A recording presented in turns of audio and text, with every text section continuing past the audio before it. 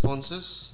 We're waiting for the other four. Whenever ready, please post it in the walls, and everyone can walk, see, and if you have any question, ask your cluster coordinator. You know the cluster coordinator's name. So we will not do any presentation, just to ensure that we are on time. So we'll start today by with session 7, which is sectoral and multi-sectoral assistance packages, harmonization with fair standards. Now may I request Mr. Atwar Rahman, Oxfam, Cash Working Group, and also Mr. Moinuddin Ahmed, Sphere Community Coordinator, with support from Kazi Bhai from RCO, to make their presentations. You have a total of 55 minutes. 55 minutes. 55 minutes is enough for me.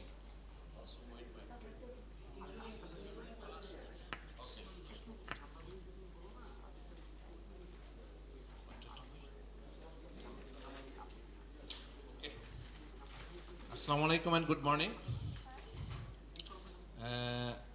Thank you for giving me these opportunities to present actually some of the study findings to link with the sectoral CAFT package. So, Jafar bhai, do you have the pointer or?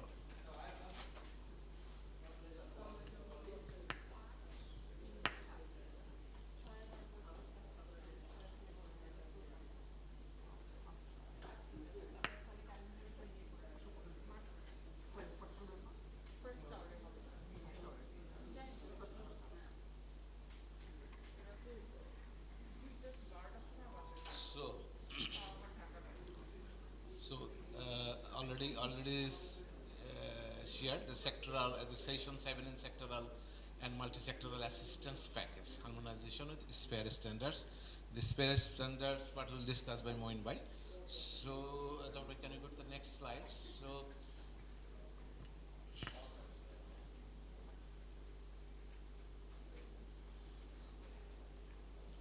I can initiate discussion. You all know that Start Fund Bangladesh, in collaboration with UN Resident Coordination Office and with the technical support from Nirapod, conducted a household economic approach analysis study in northern part of the country, and there are few findings, and some of you already know the findings because you may attend different presentation session, and for this presentation there will be some repetition for you maybe because you attended, including myself, attended different presentation organized by UN Resident Coordination Office, Nirapod, etc.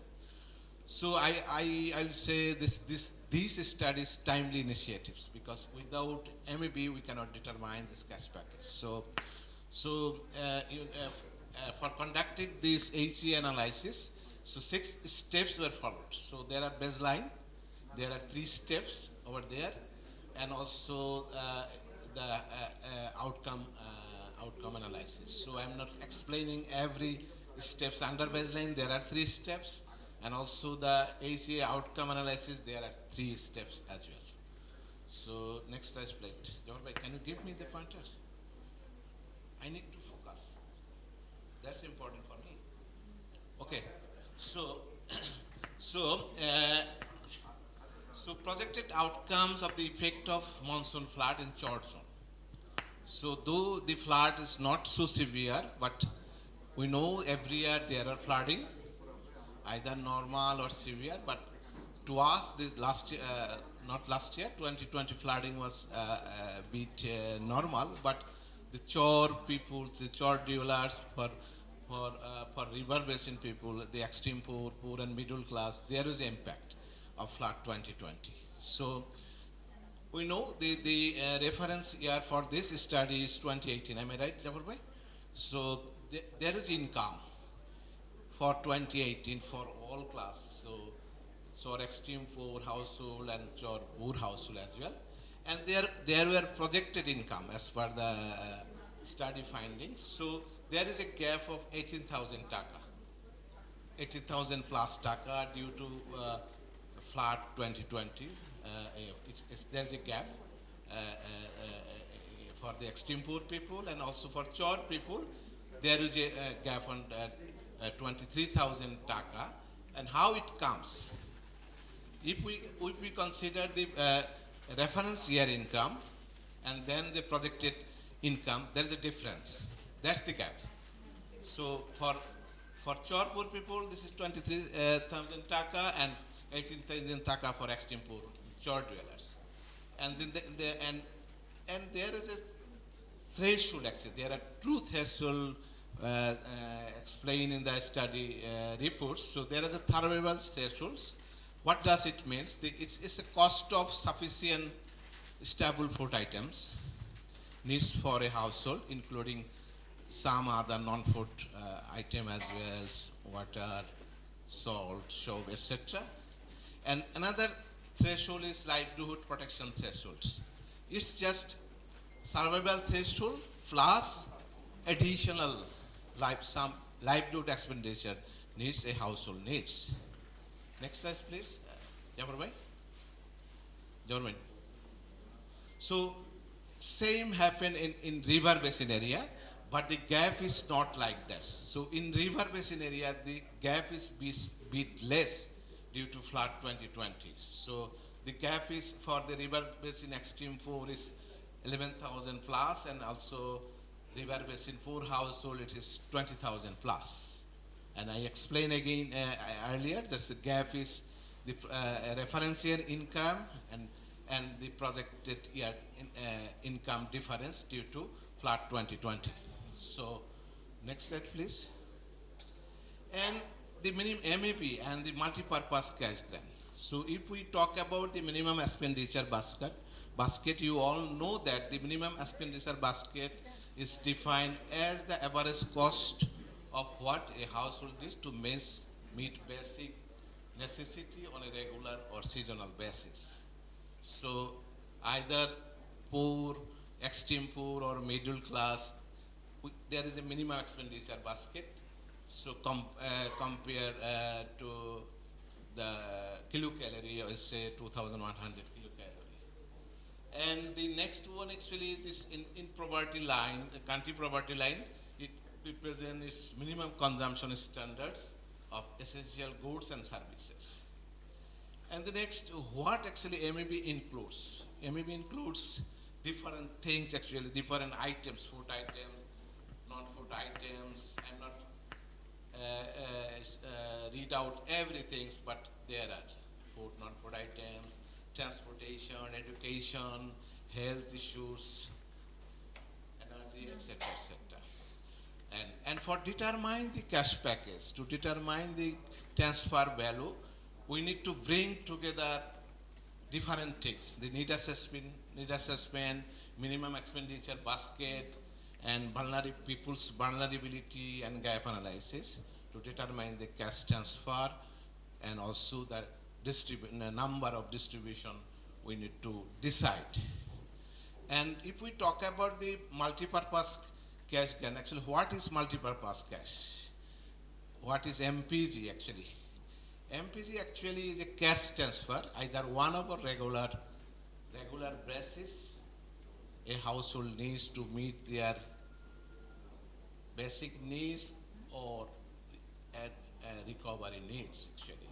And how it's determined actually is the first block is actually the MAB. Its whole is MAB that a household needs to survive and the gap. And if there are any crises, any humanitarian issues raised, so there is a gap. So this block actually the house is able to manage this one, this to manage, but there is gap due to shocks. So MAB provides the gap. So MPG provides the gaps. To actually, if we talk the real definition of MPG, actually MPG contribute to the minimum expenditure basket. So this is the minimum expenditure basket, and these are our capacity, the people's capacity after shock, and we'll fill up the gaps. In total, this gap is MPG actually, the minimum expenditure basket. So next slide, please. So it's from the study, the household economic analysis study. And there are in Chor, extreme poor, Chor poor, Chor middle, river basin extreme, river basin poor, and river basin middle. So there are different items people actually make their expenditures from food, a lot of things you can see, maybe you can see the slide: food, clothing, agriculture, livestock, health, education, shelter, wash, phone, transport, etc., etc. So this is the survival needs. So this one is all are same because it's based on the kilocalorie, 2100 kilocalorie. That's why is similar for all categories of households. But if we talk about the livelihood protection threshold, it varies categories to categories. So you see, I'm not reading out. So it's different for all 6 areas. So for the next, we'd like to initiate very small group work to know from you what would be our practice and which group will be targeting for the MPG. In that case, I would like to Kajibai to facilitate this portion, this session. Thank you so much for hearing me. I'll come back again maybe, but So do you have any question on that, the study done in the monsoon flood prone area? And that very clear, the HE study talk about the 2 type of threshold. One is the protection threshold, another is the survival threshold. When they do the survival threshold, they do the 2100 kilocalorie. But when they do the protection threshold, they are not doing the standard basically, based on the income class of the people. If you look at that extreme poor, chor, poor, and middle, the threshold is different, but the survival threshold. Now the question is the MEB basically, the practice of MEB. What is the MEB is practicing? They are saying that the MEB at the normal time equivalent to the poverty line. That's the basically proposition of the CULP. So, but this is a huge debate at the global level on that protection threshold. We will not go to that discussion at that moment, but I will ask you to identify the items which need to be included in the MEB in the each of the table, and come up with that. You can add, you can delete the item. But one thing you need to be understand that this is the multi-purpose. So not need to be consider the, forget about your sector and cluster. Think about the multi-purpose first, then we will think a little bit how we can have a sectoral threshold for standard with the spare standard.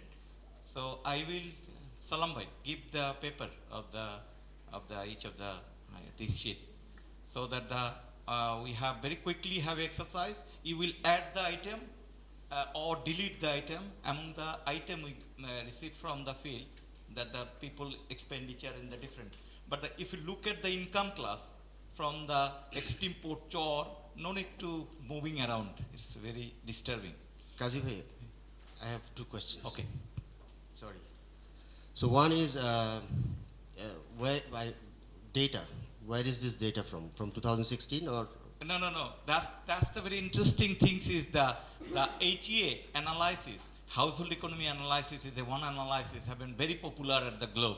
That has been said that you will do the FGD and then you will quantify the data. Okay. And that is the 2 data you will consider. One is the baseline year and the shocks year. So that in that case, people say 2018 was the best year from the last 10 years.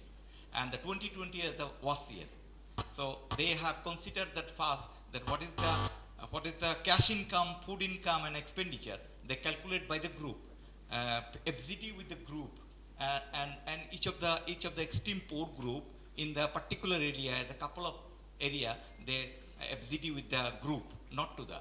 They identify the income class of each of the union by the people.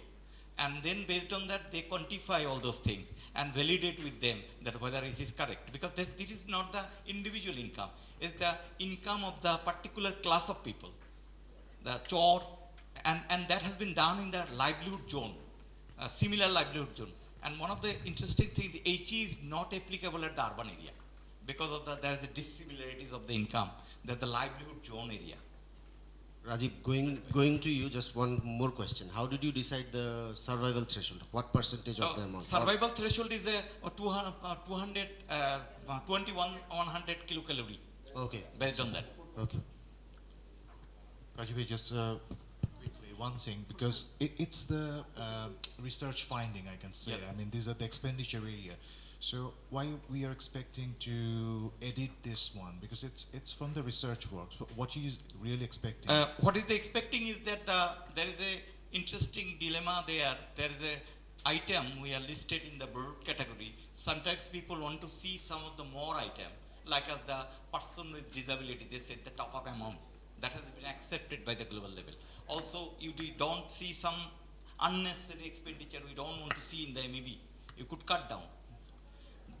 Then we decide that what is the MEB value. If we can decide the MEB value, that we will discuss later on, because of that there is a regional cash working group. Azwarbhai will explain a little bit on that. They have coming up with a roadmap based on the HA study, and we will determine the two type of package in Bangladesh. One is the anticipatory cash package and the post-response cash multi-purpose cash package. How we will decide that?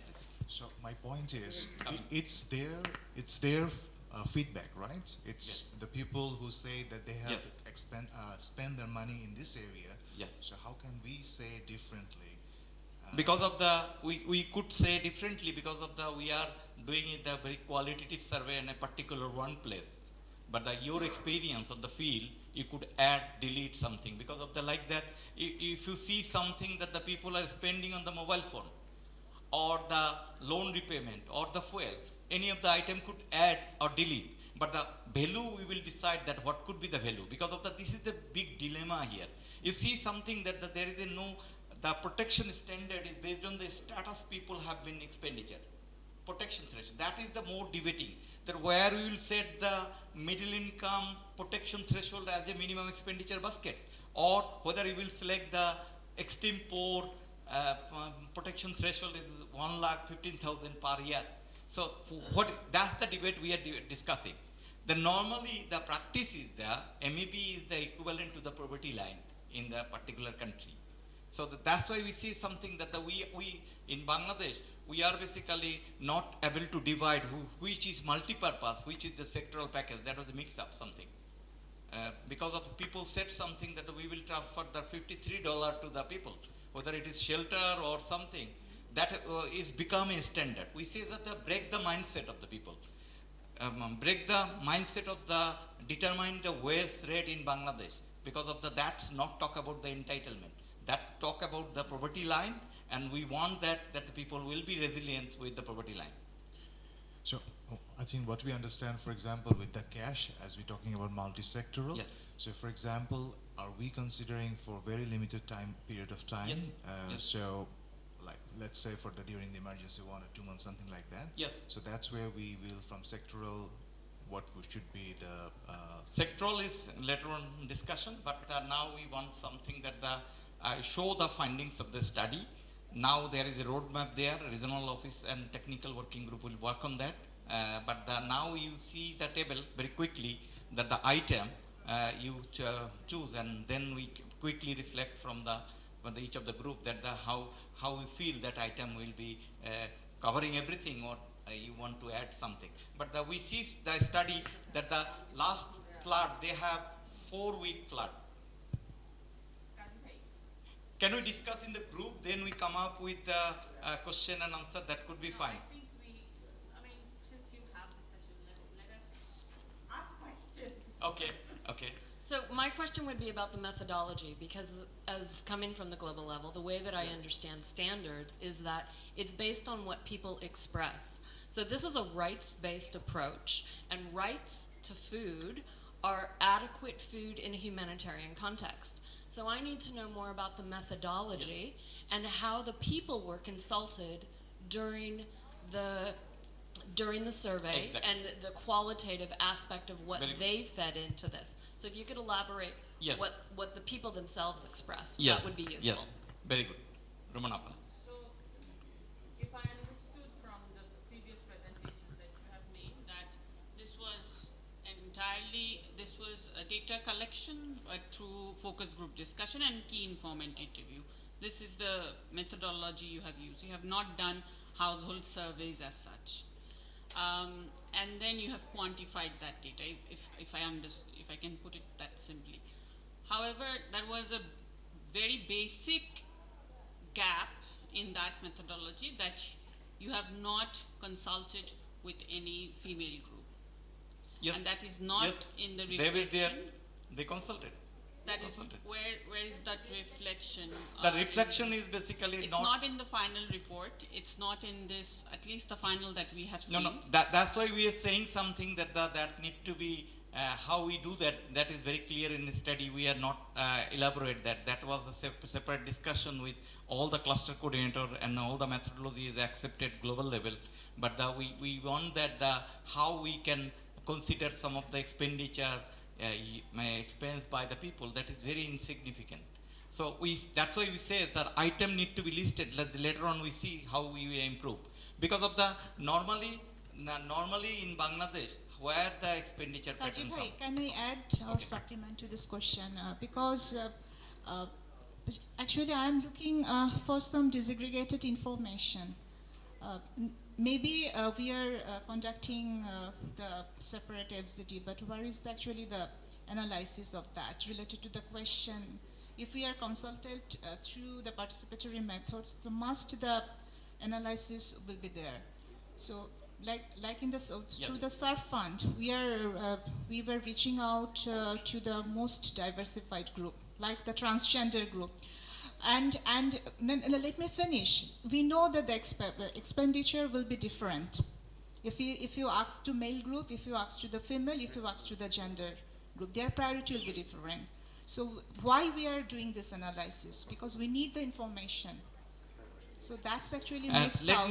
Let me clarify a little bit methodology. And any other question? Then any other methodology question? Yeah, you raise? Okay. Go to the back.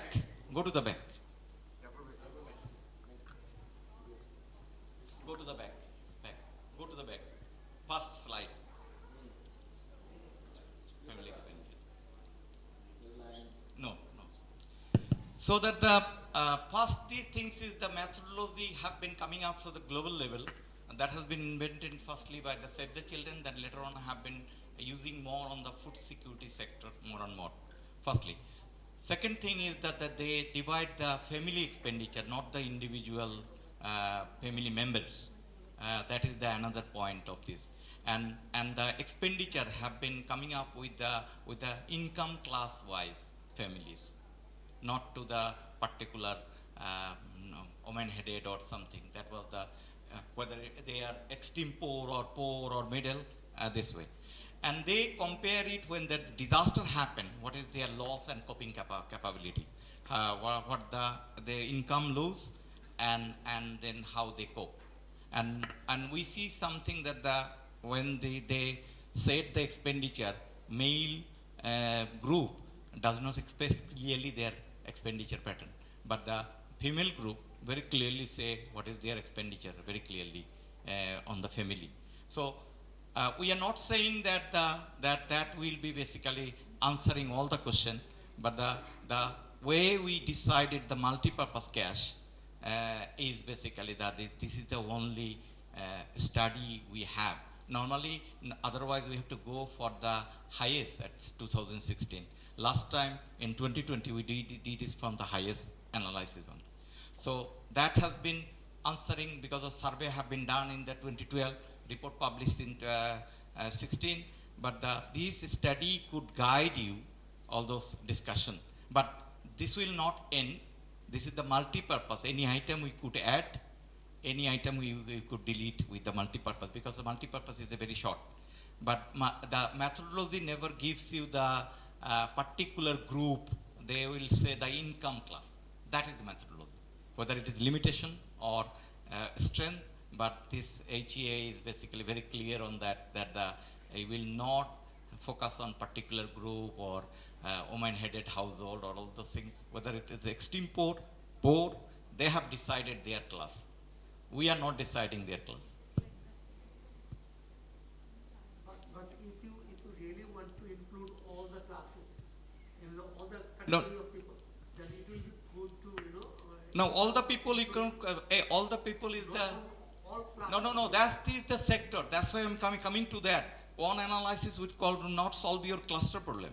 Then need another analysis. I am coming to that point. But there's HEA could be help to the MEB. Initially we thought that could be help to the cluster package. We were totally wrong. And now we are coming to the very clear with the discussion at the global level that what we did basically that could guide our multi-purpose cash package, nothing more than that. Am I clear? So please quickly in the table you see and see the which expenditure you don't want to see in the minimum expenditure basket, cut down or add. Yeah, then we'll So, okay.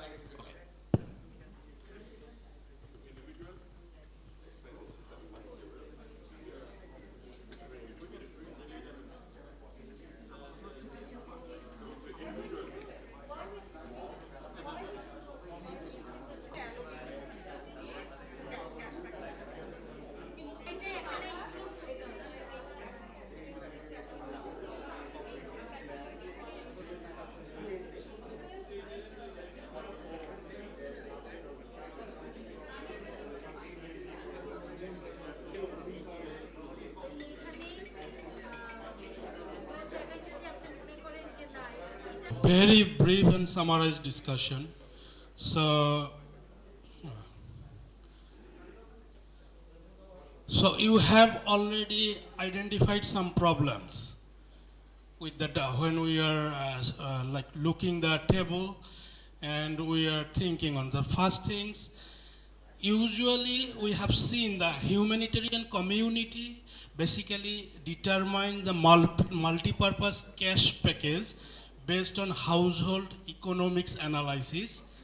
So, but what should be the standard? But we are looking the extreme poor and middle income families expenditure.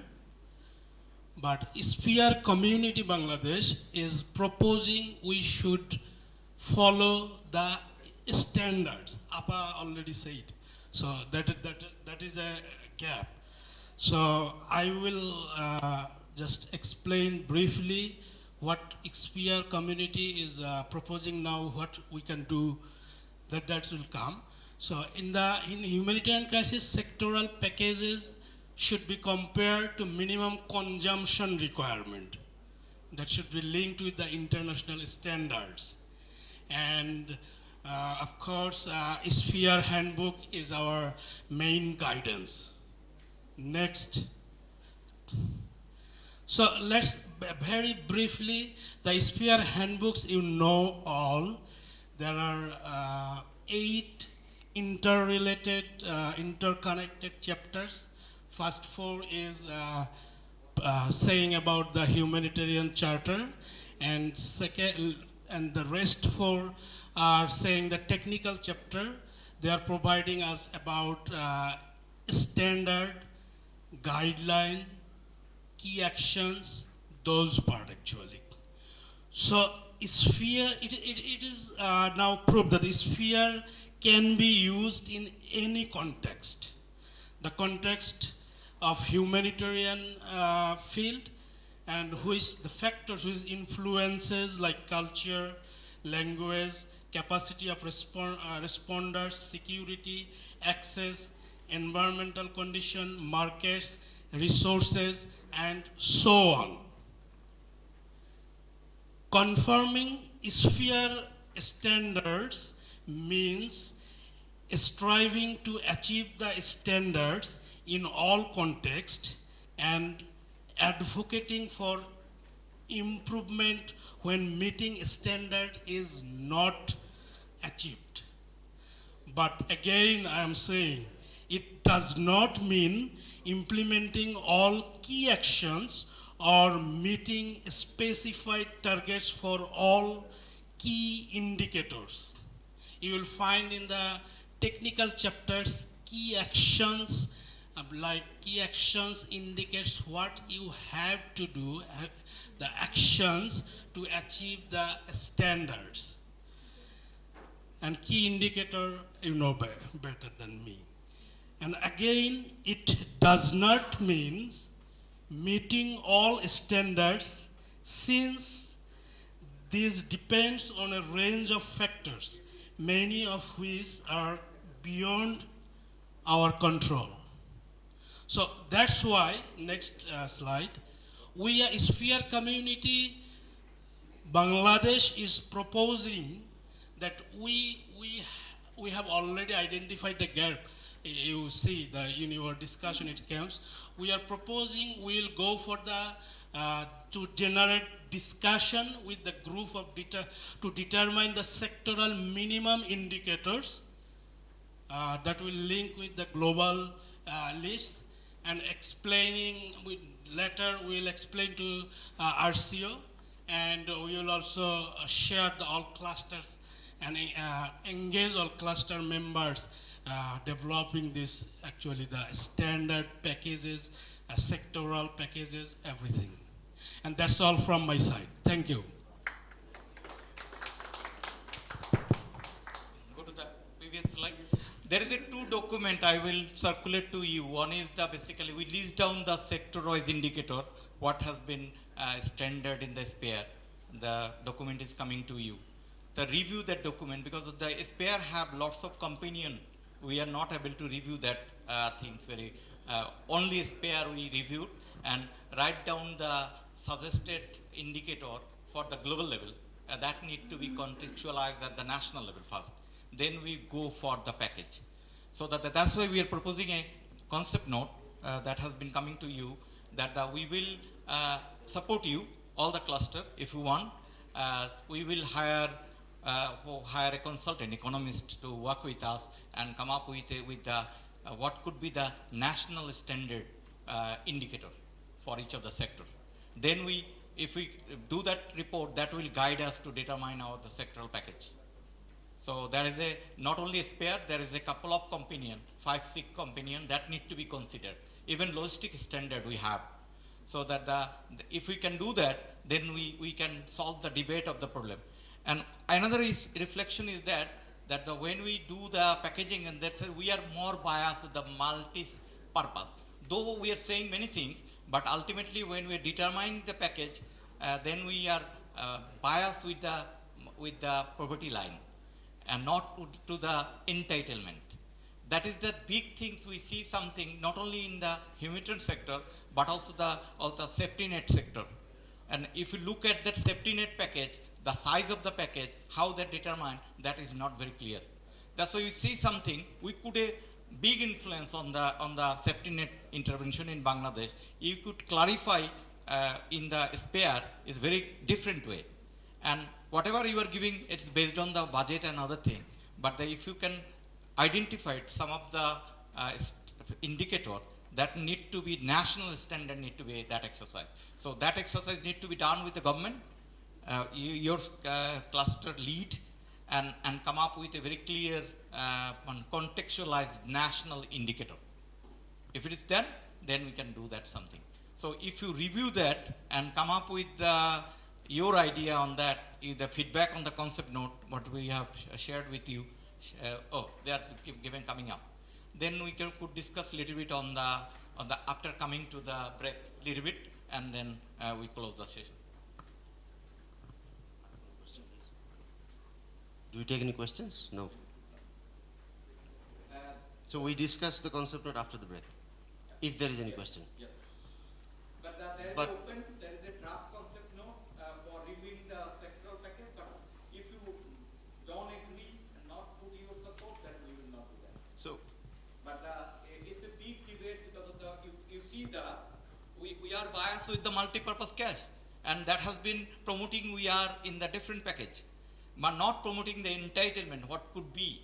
Then we have to be contextualize the SPARE in Bangladesh. Without contextualized SPARE, we cannot go for the package, for sectoral package. So then something is free, and that need to be considered with that. So if you look at that table provided by the Salam Bhai, we worked on that detail on that. health, wash, shelter, non-food, everything. But only for SPR, but we need to be consider other companion standard. That's why it's a big task. If we can hire someone to help us with your technical capabilities, then we could do something with the government and other thing. Come up with a report and we share that report. With that, then you will determine package very easily. That could influence, that is our next task, to influence the safety net program budget. Because of the, if you look at the safety net, you do look at the freedom fighter family getting the 20,000 per month, but the most vulnerable older people, they are getting the 650 per month. That need to be changed basically. Not whatever we are doing basically very teeny amount of money, but the let's have an exercise first. So what is the gap in the entitlement approach? Because of the, we see something, you know, the CPD have been determined the minimum wage of Bangladesh, and that has been clearly biased to the household highest data. And highest data basically is talking about the poverty, not to the entitlement. That's why one garments industry's owner have the more money, he will never pay his employee, quality pay of the employee. Because he said that, that's the threshold. Lots of people are there to work in the garment sector. In a way, in our house, how much salary I have, I will not pay to my maid. So that is the entitlement approach we need to be adopted with the culture, with the systematic approach. That's why spare contextualize is a very big issue for us. Thank you. If you have comment after break, then we will do that. But we can discuss. Yeah, we can discuss after break. We can also discuss after lunch because there are 2 sessions after break. Those will be really very hectic. So now we will directly go to the photo booth. We'll take a picture and then we'll go for the break.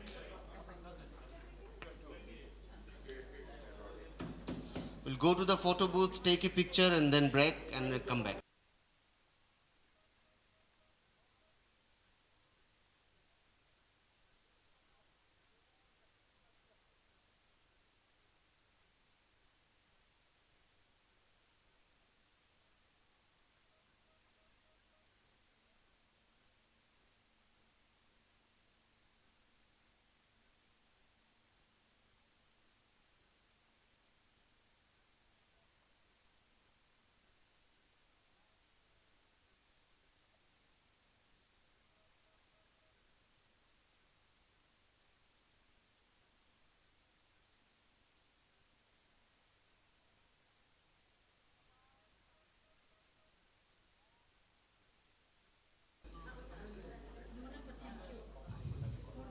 So, welcome back from the scorching heat. So, let's have around 10-15 minutes discussion on the issues that Kazi Bhai, Atar Bhai and Moin Bhai just discussed before the break. So, if you have any questions, any comments, any feedback, please raise your hand. Kazi Bhai, you will answer. Atar Bhai, Moin Bhai? Sure. So, any questions, any feedback? So let's see the 2 things. One is the indicator list on the spare, and we want that the national standard. And then that could be guide the package development of the cluster. So what we are trying to do, that if you want, then we will hire a consultant. And consultant will work closely with you, because consultant do not have the understanding of the all sector. But what we will do, there is a principles there. Let me clarify something. In the SPR, there is a standard, key actions, key indicator, guidance node. So we cannot change the standard. Standard is very qualitative. That's the global. But what we can do, contextualize the activities, key action and indicator. So we will focus on more indicators. In the national indicator, that could be negotiated later on with the safety net program. So multi-purpose cash grant is one to meeting the need of the immediate need, but the sector will not, they will not replace any sectoral intervention. But sector need to be very clear that what item need to be proposed. Because of the what I see something very interesting, NGO can complement. They are not doing the particular one sector project.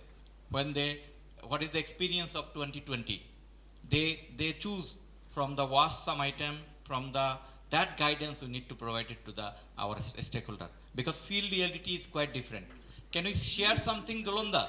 What is your experience? Dolonda, Tapunda, Dolonda, can you share something, the experience of the choosing your package, the 2020 flood, what you choose from the cluster package?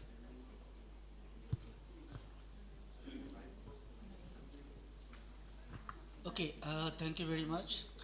So in 2020, actually World Vision, we implemented different projects, especially in the platform area, Jamalpur, Sylhet and Sunamganj, with different donor fund.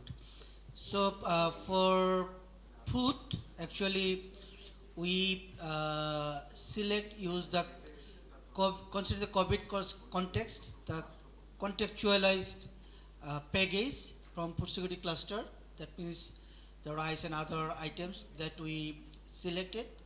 And from wash cluster, we considered the package that has been contextualized during time of COVID, because at that time wash cluster they had actually comprehensive package, but World Vision we had experienced that package is not very much relevant in the real situation. That time we communicated with the wash cluster and used the contextualized package. And also for cash, for consider cash, so we use the multi-purpose cash grant at that time. And that package we coordinate with cash working group, and we use the contextualized package. That was not 4,500, that was 3,000. And also for livelihood, we use the livelihood package that was recommended, it was not used. So our experience was actually whenever we develop any package, so most of the cases, our experience, we do our table discussion based on our experience. But whenever we go for the implementation, usually we do not come back with the experience actually how they are utilizing this one and what is the feedback from the community. That's why the current cash package is not very much relevant to the community if we consider different type of hazard, flood, cyclone or COVID situation. True. And at that time also we work for Cyclone Amphan in coastal area. So that I'll not go for, but we also coordinate with protection sector for MPHS support. So I can say as a humanitarian actors, we design package, we utilize this one, but most of the cases we do not come back with the feedback. How can we contextualize for future? So that practice need to be continue in a systematic mechanism. Exactly. That's why we have a session here on the collective accountability improvement. We will discuss that, global people will discuss that. So any Karitas or Tapunda who have the experience of how you determine package?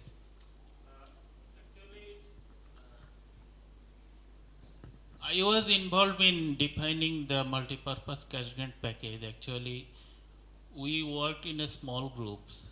Atwarva is here, so I think we actually considered the what during the emergency situation, what is the priority needs of a household. Actually, it is true. It was not actually, we couldn't consider the gender specific needs. So here, there are reasons. In that small groups, actually we didn't have any expert who can support to define the package addressing the gender specific needs or the members of each household members, maybe transgender, male, female like this.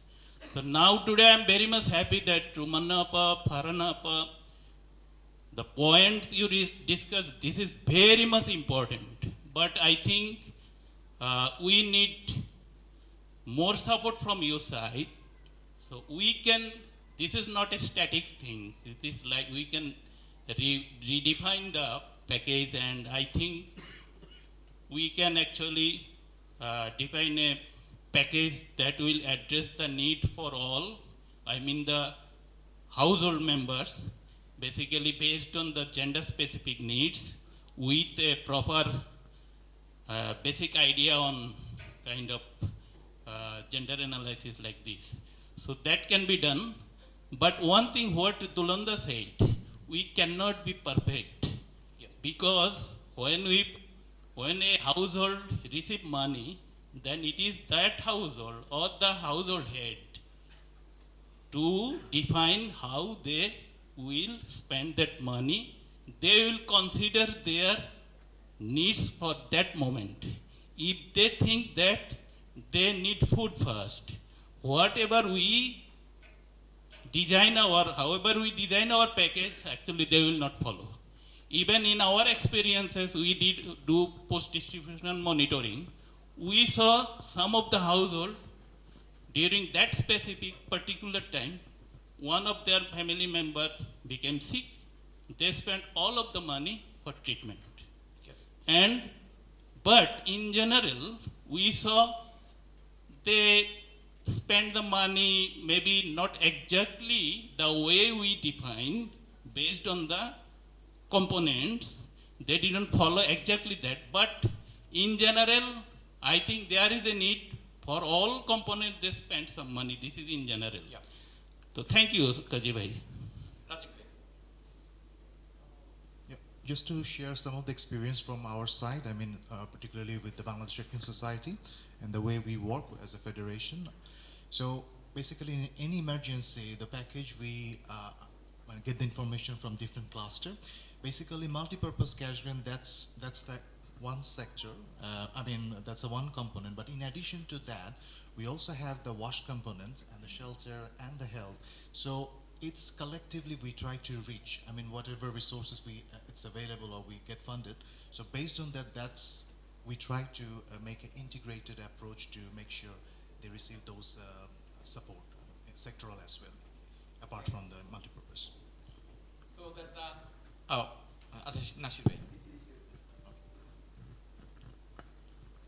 So one thing is very clear that we need to improve, but we cannot be perfect in the real world. But we need to be really meet the expectation of the people, vulnerable people who are marginalized, based on the PIN analysis. So that we need to be very smarter. That's why we started with the risk analysis and the PIN identification. All those things need to be data centric. That's why we see something very clearly. Nasir bhai. Thank you, Kaji bhai. And Tapanda rightly mentioned that actually the cash grant provides a freedom of choice to the affected community, and accordingly they act. So what we don't follow up, or as mentioned by Dulanda, Tapanda both, that in few cases we conduct post-distribution monitoring, but follow-up should be like advocating on the basic services which is missing on the ground. For that reason, actually we are missing our objective, or affected community could not serve their other expected needs. So this is a big gap area where we can act together. Thank you. Thank you.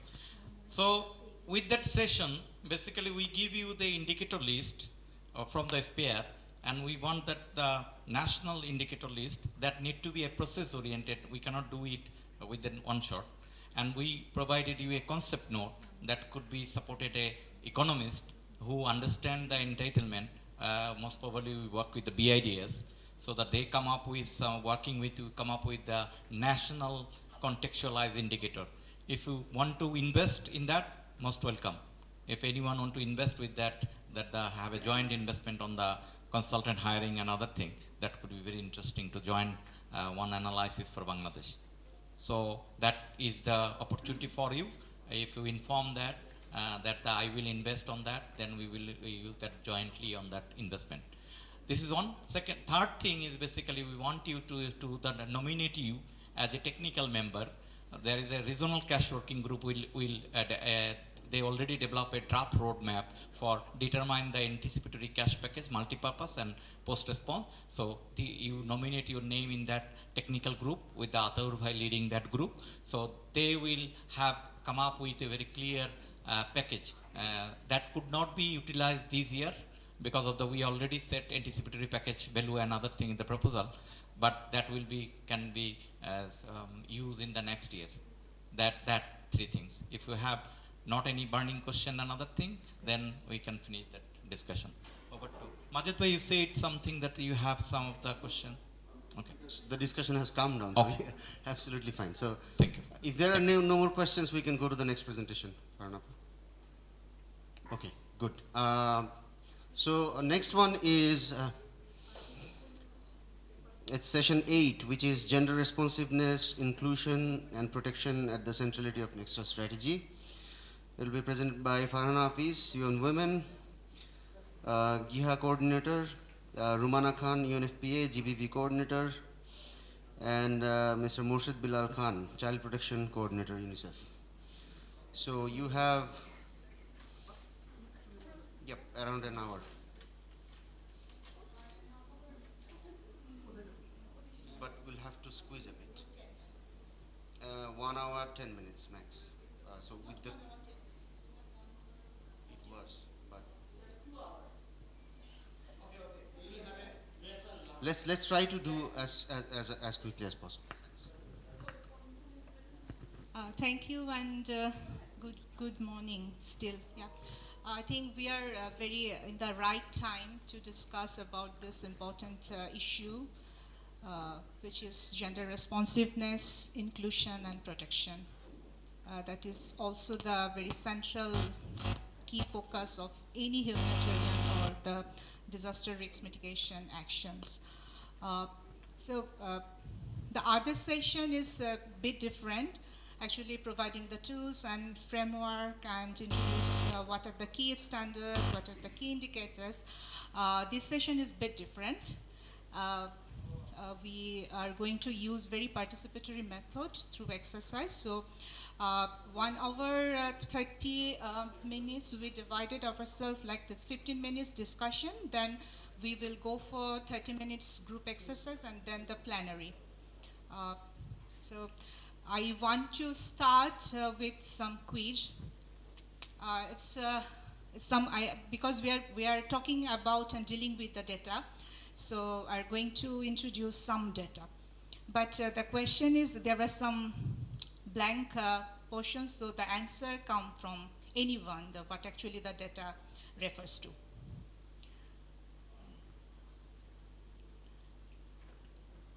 The first one is 72%, 2.6 married women in Bangladesh, ...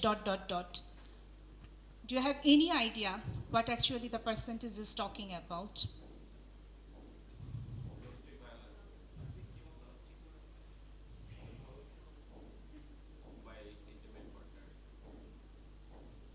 Okay. This figure is talking about that everly married women experience any kind of violence from her intimate partner within the family. So it's come from the VOW survey 2015 done by the BBS. The next one, 72.7 married women in Bangladesh. Another figure.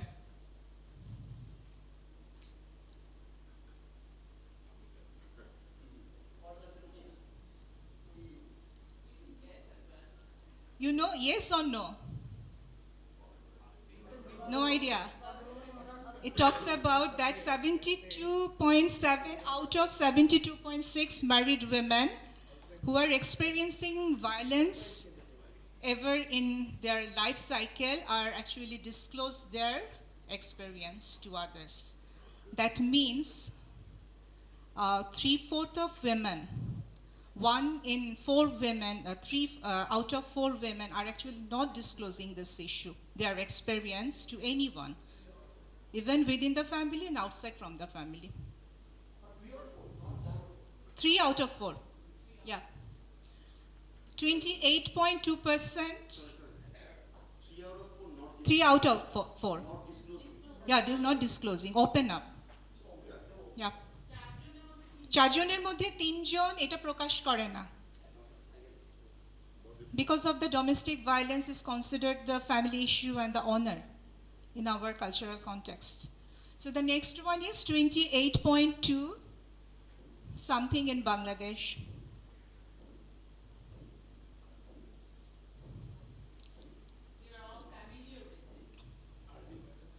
We talked a lot. We actually even practice this within our household to some extent. It's just named differently. Within our own household, it's named differently.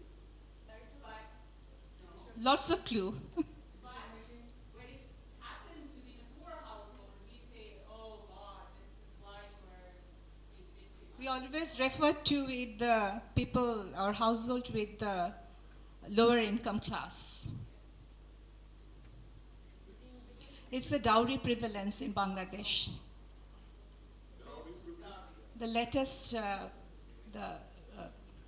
report says that 28.2% dowry rate in. Yeah. The next one. But when we are talking about the dowry, it's not only that we are giving the cash. Sometimes it's kinds, and if you look at our urban culture and the marriage cost of the marriage, we are actually offering in different way. Yeah. So the next one, 51.4%.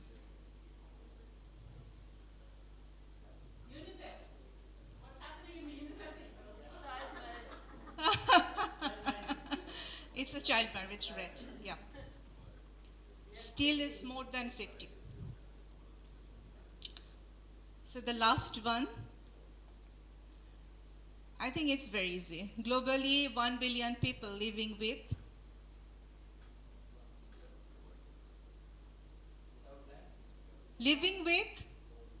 we are familiar with this term, living with disability. And we're still not looking at intersectionality in our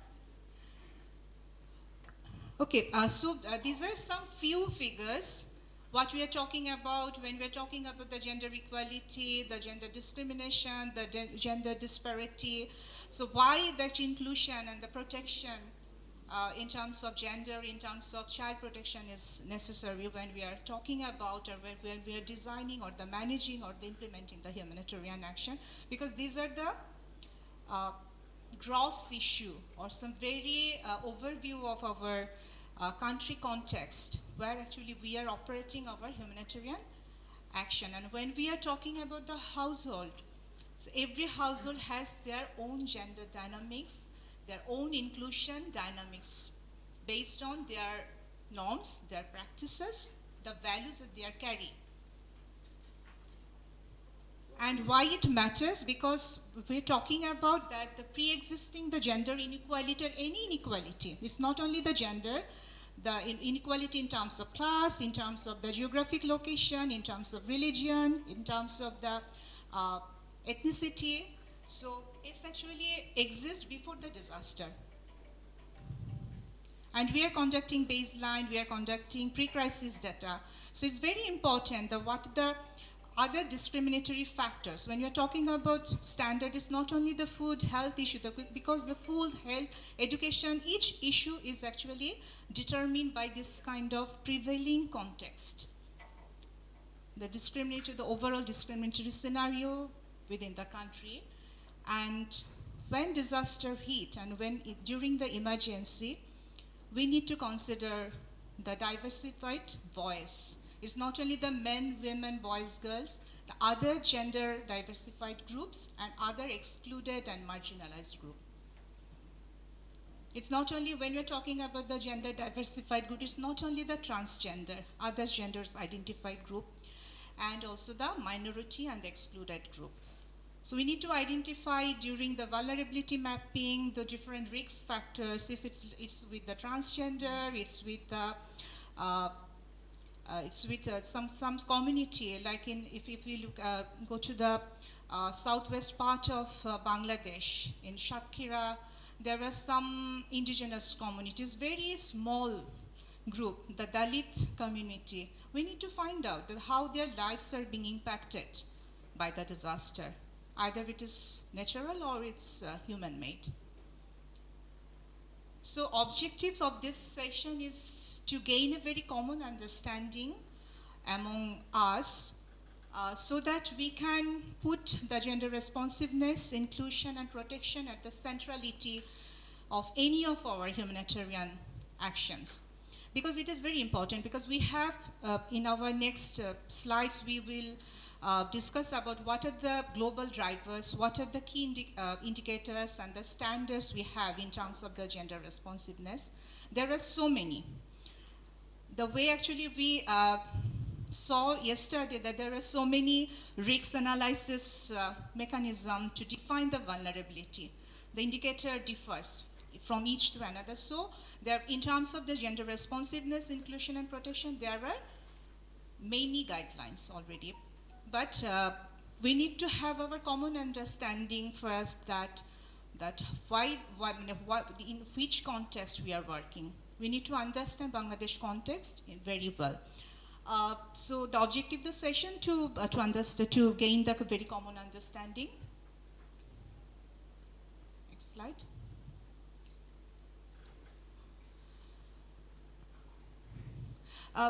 Just one by one. Yeah. So we know that what actually the key drivers when you are talking about the gender responsiveness. So it's the business of jihad, is it?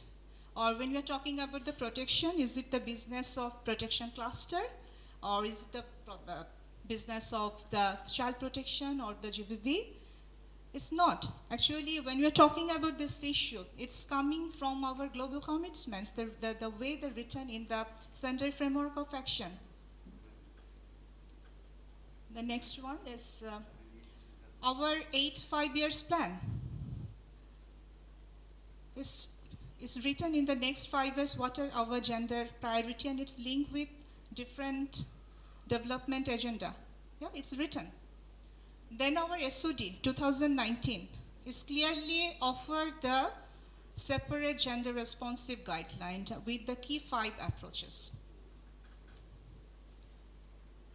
We have the National Disaster Management Policy, and it's also already written about our accountability in terms of inclusiveness and how we can ensure very qualitative participation and equitable participation. We have the National Women Development Policy 2011, and we have the specific section on how to address gender during the disaster and basically the natural disaster. We have the Act, Person with Disability Rights and Protection Act 2013. So these are some global and national key drivers to look at the national commitment and the national agenda, so that it will be easier for us to relate it with the humanitarian settings. And we have very particular key tools when we are conducting any kind of gender analysis or gender study. The first one is the Gender Handbook for Humanitarian Action by Interagency Steering Committee. It's revised on 2015. The earlier one was a little bit different because it has a evolution history. So this gender handbook is related to look at the sphere and sectoral approach. So the handbook provides each sector and each cluster how to address the gender issue in their humanitarian project cycle. So this is a heavy book, and it's also talking about and referring the using of the gender and age marker. And I think all UN agency and all cluster are committed to use this marker as their agency commitment also to assess their project for the finance, for implementation, and also the monitoring. And we have another guidebooks on the handbook by Interagency Steering Committee, the guidelines for integrating gender-based violence intervention in humanitarian action. The same way the sphere actually pointing the key standards, key indicators sector-wise, the same way these guidelines, if you look at, if you can, there's this all sector icon you can see in the right side. So the sector-wise indicator in terms of integrating GVV into the humanitarian action, it is written, and it is a global document. The another tools is by CARE International, It's a rapid gender analysis tool. That's actually JIHA is trying to integrate in Bangladesh, and the first time we conducted the rapid gender analysis in COVID, and the next in the Amphan and the Monsoon flood. And the child protection, they're using the minimum standard for child protection and humanitarian action. This is another global key guidelines. So these are the global level drivers actually guide us and give us some kind of global indicators and the standard, and there is enormous scope to contextualize it. And we already have started practicing this guideline. Basically, all this cluster actually using the gender and age marker. And here, the role of the Gender in Humanitarian Action Working Group to provide the technical support to each cluster. We already provide the capacity building training on using the gender age marker, 2-batch training in 2019. We have a plan, but due to the COVID, we can't make it happen because we need to have the face-to-face training. So we have a plan for this year to continue this training to other cluster, and we have some conversation already with the WASH cluster, and we are very hopeful to continue this with other cluster also. So just going through very key commitments, whatever, there are many indicators and standards written in the guide, but there is very few key commitments. And when we're talking about the commitments, it's the humanitarian, the manager, the decision maker, all their commit. And if you look back at the history in 2012, the first time all the humanitarian donors and humanitarian leaders, they met and they commit what their gender commitments. Because before that, we talk about gender, inclusion, protection as a very cross-cutting issue.